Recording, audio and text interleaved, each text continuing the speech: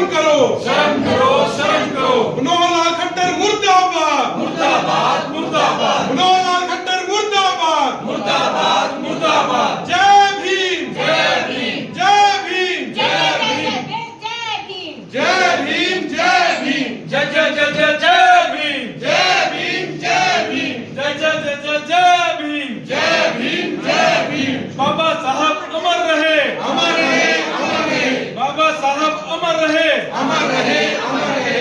जब तक सूरज चांद रहेगा, जब तक सूरज चांद रहेगा। केंद्रीय मंत्री माननीय श्री मनोहर लाल खट्टर जी जो वे करनाल लोकसभा से मेंबर पार्लियामेंट हैं, भारत के संविधान के निर्माता, पूरे भारतवर्ष के लिए आदरणीय बाबा साहब अम्बेडकर जी के बारे में उन्होंने जो अपने विचार व्यक्त किए हैं, ये भाजपा की विचारधारा है। इसलिए बार बार भाजपा ये कहती है, जैसे पार्लियामेंट में देश के गृह मंत्री जी ने कहा था कि अम्बेडकर अम्बेडकर अम्बेडकर ये बात बोली थी, तो भाजपा बाबा साहब अम्बेडकर का कोई आदर नहीं करती, कोई रिस्पेक्ट नहीं करती। ये भारतवर्ष जानता है, पूरा भारतवर्ष का दलित समाज जानता है। हम उनकी खड़े शब्दों में निंदा करते हैं और जो भारत का संविधान बना, जितने भी उनके साथ साथी थे एक टीम के, सब ने अपनी अपनी राय रखी और उस सारे व्यवस्था को जो एक रूप दिया जिसका दुनिया में नाम है, वो बाबा साहब अम्बेडकर जी ने दिया। और इसलिए भारत के संविधान के निर्माता बाबा साहब अम्बेडकर का नाम लिया जाता है और पूरा हिंदुस्तान भारत के संविधान को मानता है। पूरी दुनिया हमारे संविधान की प्रशंसा करती है और हम मतलब भाजपा के केंद्रीय मंत्री मनोहर लाल खट्टर जी की कड़े शब्दों में निंदा करते हैं और हम ये कहते हैं कि पूरी भाजपा की सरकार पूरे हिंदुस्तान में दलित समाज के खिलाफ है। पिछले दिनों जो वाई पूर्ण कुमार जी ने आत्महत्या की, वाल्मीकि जी ने रायबरेली में की, और जिस तरह के उनकी मतलब हमारे हिंदुस्तान के चीफ जस्टिस ऑफ इंडिया पे जूता फेंका गया, ये इन बातों के प्रमाण है कि भाजपा की सरकार दलित समाज के खिलाफ है। अब मेरे साथी दोनों जिला अध्यक्ष हैं, गाबा साहब और राजेश जी, ये भी अपनी बात रखेंगे और साथी सीनियर हमारे साथ हैं, वो भी अपनी बात रखेंगे। रजत लाठी जी यूथ के हैं, वो भी रखेंगे। शहरी जिलाध्यक्ष पराग जी, क्या कुछ कहना चाहेंगे? ये मामला बहुत गर्माता जा रहा है, जो माननीय केंद्रीय मंत्री मनोहर लाल खट्टर ने जो बयान दिया है। देखिए, जो उन्होंने बयान दिया उसके कड़े शब्दों में निंदा करते हैं कि भाजपा सारा देश जानता है कि ये जातिवाद का खेल खेलते हैं, ये भेदभाव की राजनीति करते हैं। और जैसा कि ये संविधान हमारे जो संविधान बाबा भीमराव अम्बेडकर जी ने जो निर्माता रहे, तो सन 1950 में बना ये संविधान। तो 1950 के संविधान को आज की डेट में आकर उन्होंने बोला कि ये उस संविधान के निर्माता नहीं, तो बड़े निंदनीय शब्द उन्होंने कहे, तो उनकी निंदा करते हैं। कांग्रेस पार्टी हमारी उनकी निंदा करती है, तो उनको फिर सोचना चाहिए। 2 बार के वो सीएम रहे हैं और इतनी उम्र के वो हो चुके हैं, तो उनको थोड़ा इस बात के अपने शब्दों में ख्याल रखना चाहिए कि जो उन्होंने कहा, हमारी पार्टी कांग्रेस पार्टी हमेशा दलितों के साथ हमेशा संविधान की लड़ाई लड़ती आई है और दलितों की रक्षा करती आई है। तो उसको लेकर भी हम लोग इस बात के लिए अपनी आवाज़ पे खड़े हैं कि हम इसकी घोर निंदा करते हैं। और मेरे साथ मेरे भाई राजेश जी, ग्रामीण अध्यक्ष हैं, वो जी राजेश जी क्या बोल। देखिए, इस समय देश इतने गंभीर संकट से जूझ रहा है। बीजेपी सरकार पिछले लंबे समय से एक योजनाबद्ध तरीके से दलित, वंचित और पिछड़ों वर्ग को टारगेट कर रही है। ये जो SIR आया, इसमें भी सबसे ज़्यादा जो वोट काटे गए हैं वो दलित, वंचित और पिछड़े समाज से है। तो एक साजिश की जा रही है। इस बात को इन्होंने हद कर दी। एक ऐसे व्यक्तित्व को जिसको पूरा संसार जानता है। आपको मैं बता दूं, बाबा साहब डॉक्टर भीमराव अंबेडकर, जिन्होंने 32 डिग्रियां ली हुई है और पीएचडी कोलंबिया यूनिवर्सिटी से, D science, D Litt London University से, उनसे जितना पढ़ा लिखा पूरे संसार में नहीं है। और जो ड्राफ्टिंग कमेटी है हमारी, ड्राफ्टिंग कमेटी जिसने कि इस देश का संविधान तैयार किया, जिसके बारे में मनोहर लाल खट्टर जी को मालूम नहीं है कि जब नागरिकता का बिल जो आया था ना, वो भी अंबेडकर साहब ने डाला था संविधान के अंदर, जिसके तहत बाहर के लोग भी, जो हमारे लोग बाहर से आए, जब बंटवारा हुआ तो उनको नागरिकता जो मिली है ना, वो बाबा साहब डॉक्टर भीमराव अंबेडकर की वजह से मिली। बाबा साहब डॉक्टर भीमराव अंबेडकर ने, जो ड्राफ्टिंग कमेटी में 7 लोग थे, उसमें गोपाल स्वामी अयंगर, अपने कृष्ण गोपाल स्वामी अय्यर, के मुंशी और टीटी कृष्णमाचारी, 7 लोग थे टोटल, और ड्राफ्टिंग कमेटी के अध्यक्ष थे। जब 26 नवंबर 1949 को भारत का संविधान बनकर तैयार हुआ और 26 जनवरी 1950 को लागू हुआ, तो कृष्णमाचारी जी ने, टीटी कृष्णमाचारी ने कहा था, जब संविधान तैयार हुआ, उसको पंडित जवाहरलाल नेहरू उनको सौंपा, तो उस समय कृष्णमाचारी ने कहा था कि अंबेडकर जी, ये तो आपने कर दिखाया, आप अकेले थे जिन्होंने कर दिया, ये रिकॉर्डेड है, ये रिकॉर्ड में है ये चीज। कृष्णमाचारी जी का भाषण वो रिकॉर्ड में है। शुरू में 379 मेंबर थे इसके संविधान सभा के, और उस समय हमारे देश में 12 स्टेट थी, 12 स्टेट से चुन गए 229, और बाकी जो राजा महाराजा वाले थे उस कैटेगरी से आए थे, और बाकी जब पाकिस्तान बना तो 90 उधर चले गए। हमारे हरियाणा से भी 2 सदस्य रहे, हमारे चौधरी रणबीर हुड्डा जी और हमारे प्रोफेसर यशवंत राय रहे।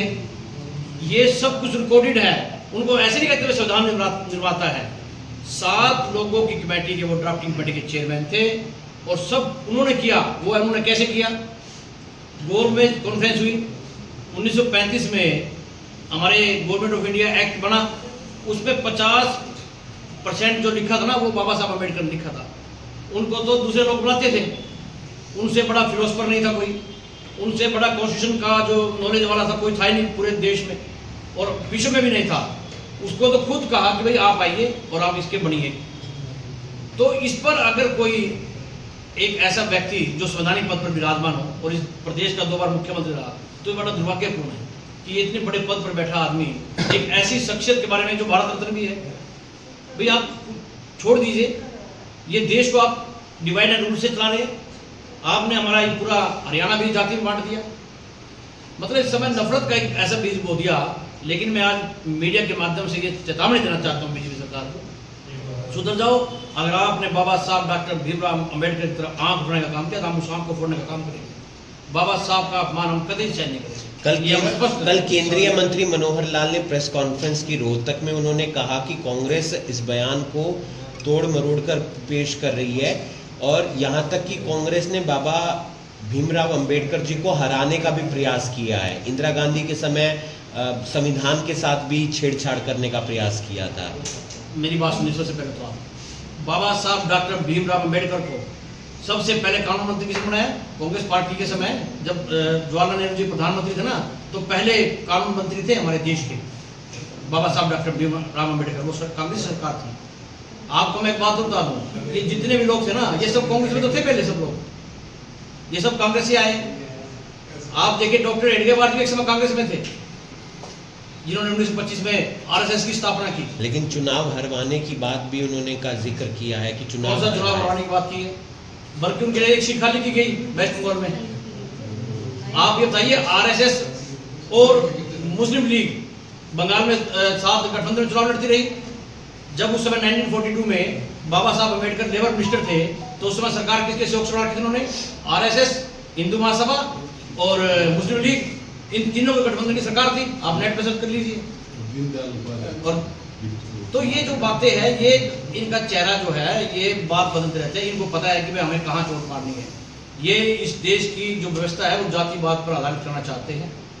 लेकिन आज हमारा छत्तीस बरादरी के लोग इस देश में अमन चैन से रहना चाहते हैं, लेकिन बीजेपी अंग्रेजों की राह पर डिवाइड एंड रूल की पॉलिसी अपना रही है, और हम ये कभी बर्दाश्त नहीं करेंगे। संविधान अनुच्छेद के अंतर्गत जो है संविधान में ये लिखा गया सन 1950 जो लागू हुआ, तब उस समय ये लिखा गया कि डॉक्टर भीमराव अम्बेडकर इसके द्वारा ही 80% ये लिखा गया था। सिर्फ राव साहब जो थे वो समिति के सदस्य थे, वो 2 साल के लिए। तो ऐसे में उनको जब आज दर्जा दिया जा रहा है, वो किस लिए दिया जा रहा है? क्यों नहीं कांग्रेस जो है उस चीज़ को बता पा रही है पूरी तरीके से? सक्षम क्यों नहीं हो पा रही? देखिए, मैं आपको बताता हूँ, संविधान सभा जब 1946 में एस्टैब्लिश की, उस समय देश का बंटवारा नहीं हुआ था और उस समय करीब 389 लोग इसमें मेंबर थे टोटल, और जब देश का विभाजन हुआ तो 299 हमारे देश में बचे। और उसके संविधान सभा के जो अध्यक्ष थे वो डॉक्टर राजेंद्र प्रसाद जी थे, जो देश के प्रथम राष्ट्रपति थे। आप देखिए, जब भी कोई कमेटी, कुल 23 कमेटियाँ बनी थी जब हमारे देश का संविधान बना, तो उसमें 23 कमेटियाँ बनी थी। हर कमेटी का काम होता है, आप देखिए छोटा सा फंक्शन करते हैं, कोई कल्चरल कमेटी बनाते हैं, लेकिन ड्राफ्टिंग कमेटी तो समझते जनाब, जब कोई तैयार करता है, किसी ड्राफ्ट बनाता है, तो मेन कमेटी कौन सी होती है? Drafting committee. उसमें 7 लोग थे और 7 लोगों में से जब इसको सौंपा तो कृष्णाचार्य का रिकॉर्डेड है वो, उन्होंने बोला कि भाई आपने कर दिखाया। मैक्सिमम 7 में से भी है ना जी, मैक्सिमम लोग 2 तो बीमारी रहे, 2 रिजाइन दे गए बीच में, खेतान साहब ने रिजाइन दिया, तो सारा जिम्मेदारी जो बाहर था वो अम्बेडकर जी को बता, ये खुद एक्सेप्टेड है, उन्होंने किया है जो सदस्य थे। तो इसमें तो कोई दौरा ही नहीं होनी चाहिए कि भाई बाबा साहब ने, देखिए जितना आज हम लोग फ्रीडम की बात करते हैं, फ्रीडम ऑफ स्पीच कौन लेकर आया? फंडामेंटल राइट्स किसने डाले? ये अम्बेडकर साहब ने डाले सब के सब। तो उनके योगदान को अगर कोई व्यक्ति जुटलाएगा तो वो जुटलाने वाला नहीं है। बहुत से लोग आए मंत्री बन के चले गए, ये भी चले जाएंगे, लेकिन बाबा साहब अम्बेडकर तो अमर है, वो तो अमर हो गए। उन्होंने तो दलित समाज के साथ साथ उन्होंने महिलाओं का, किसान का, वो बहुत सी चीज़ें लेके आए, महिलाओं के लिए लेके आए, वोट का अधिकार लेके आए। ने पहले वोट का अधिकार नहीं था महिलाओं को, बाबा साहब तो लेके आए। उनका मिशन जो है वो 1927 में MLC बने थे बॉम्बे से पहली बार, तो तब से उनका स्टार्ट है। क्या कुछ कहना चाहेंगे? मान जी प्रेस कॉन्फ्रेंस में शामिल हुए हैं, अपनी क्या बात रखना चाहेंगे? देखिए, मैं तो यही कहूँगा, जो बीजेपी है ये नोकिंग करती है, ये नोक करके देखती है कि इसका क्या असर रहेगा। जैसे प्रज्ञा ठाकुर से महात्मा गांधी के बारे में बुलवाया तो उसका रिएक्शन देखा, अगर उनके फेवर में आ गया तो उसको भुनाते हैं, अदरवाइज वो उसको एक आदमी क्रिटिसाइज कर देता है, फिर बात आ गई ठाकुर जी कुछ बोल देते हैं तो इन्हीं की अब जैसे इन्होंने अम्बेडकर साहब के बारे में बोल के नोकिंग की, इनको था कि कोई दूसरी जाति बिरादरी या धर्म के लोग इस पर क्या रिएक्शन देंगे, और अगले ही दिन वो फिर अपने बयान से उसको लीपापोती करने में लग गए। तो मैं तो यही कहूँगा कि बीजेपी नोकिंग करके देखती है, समाज को बांटने की कोशिश करती है। अगर किसी मुद्दे पे उनको मिल गया तो समाज बट गया तो उनका फायदा हो जाएगा, अदरवाइज कोई तीसरा आदमी आके माफी मांग लेगा। कांग्रेस के प्रदेश अध्यक्ष के खिलाफ चार्जशीट जो है दायर की गई है 12 साल बाद एक मामले को लेकर। CD कांड कोई देखिए, मैं एक बात बताना चाहता हूँ, जो आदमी कांग्रेस में है, जो भाजपा के विपक्ष में है देश के अंदर, ये सब के ऊपर कहीं न कहीं आरोप लगाते हैं। 12-13 साल से तो CD कांड अब वो हमारी पार्टी के प्रेसिडेंट बने हैं, उनको सुहाने का है, उनको लगता है कि BC OBC की वोट को भी कांग्रेस के साथ चली जाए। तो ये उनका भाजपा की सरकार का ये काम है, और कई बार कांग्रेस कैच की है कि इनके पास एक मशीन है, जो उस मशीन में से गुजर जाता है वो साफ सुथरा हो जाता है, और जो कांग्रेस में दूसरी पार्टियों में रहता है विपक्ष में, वो इनको बुरा लगता है, उसी के बारे में ये कुछ न कुछ करते रहते हैं। ये इसका हिस्सा है, और हम ये समझते हैं कि भाजपा अब इस कांग्रेस पार्टी के, राहुल गांधी जी के, खड़गे जी के, KC वेणुगोपाल जी के, BK प्रसाद जी के इस फैसले से भाजपा डरती है, इसलिए इन्होंने ये काम किया। बीजेपी प्रदेश अध्यक्ष पर FIR हुई है हिमाचल प्रदेश में सेक्सुअल हरासमेंट की। अभी हमारे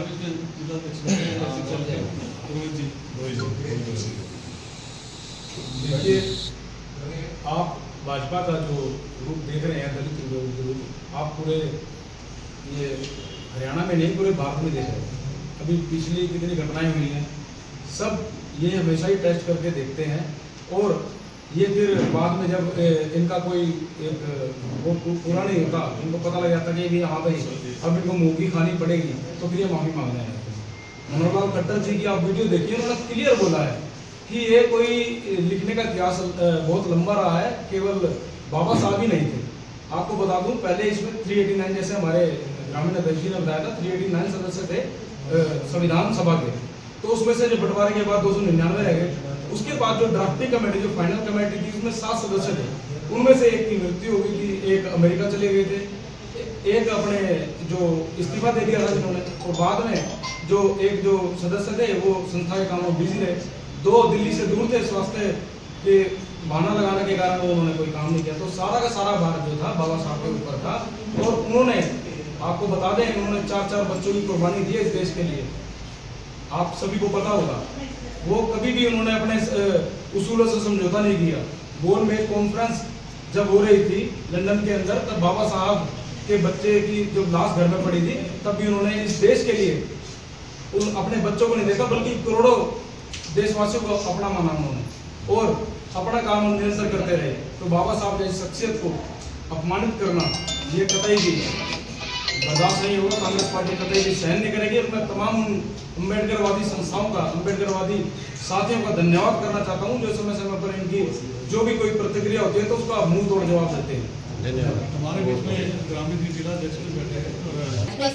सरकार जो है मनुवादी सरकार है, और संविधान हमारा मनुवादियों का विरोध करता है। हमारे संविधान के निर्माता के बारे में ऐसी बातें करके अपनी मनुवादी सोच को प्रदर्शित कर रहे हैं।